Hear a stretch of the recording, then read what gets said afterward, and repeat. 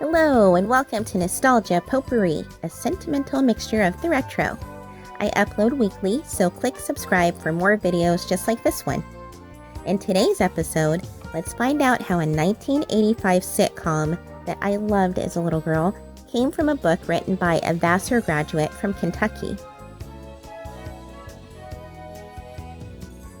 The idea for the television show Mr. Belvedere began with a book by author Gwen Davenport. Davenport was born in Panama to a Navy family. She wrote the book in 1947. Her plot consisted of a stuffy British man who works as domestic help.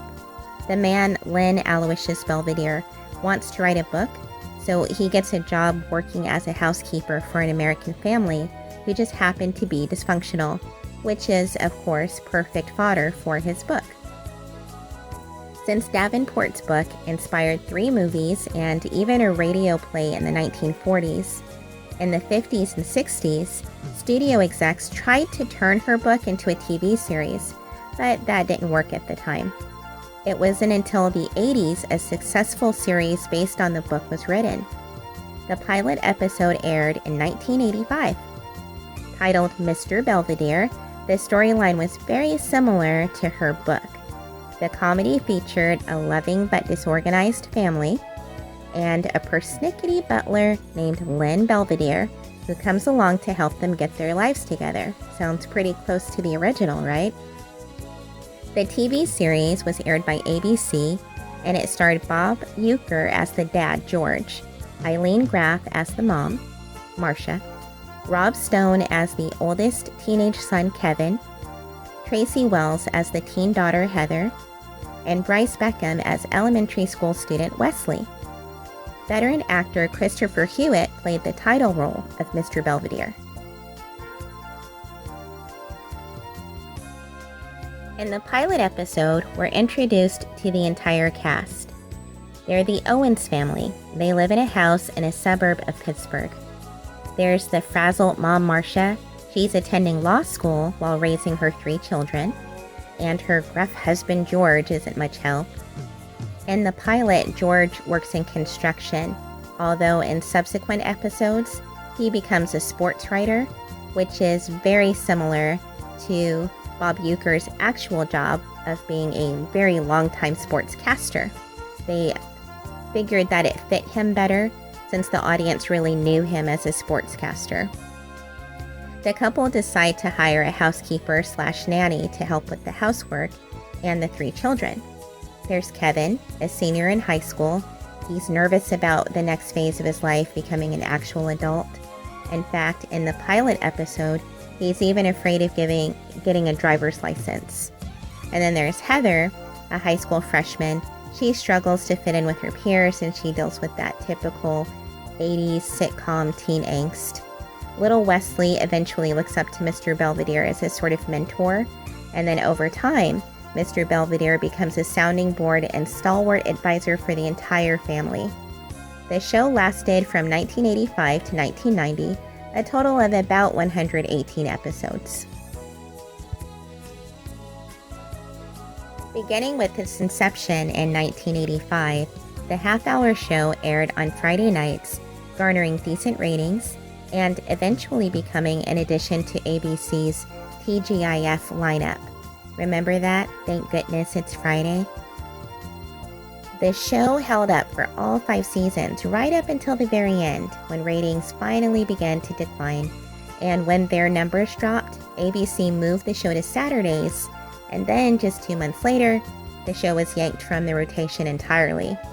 ABC didn't even wait for the remaining episodes to air. They just aired the season finale 6 months later during the summer. The unaired episodes weren't shown until Mr. Belvedere was syndicated.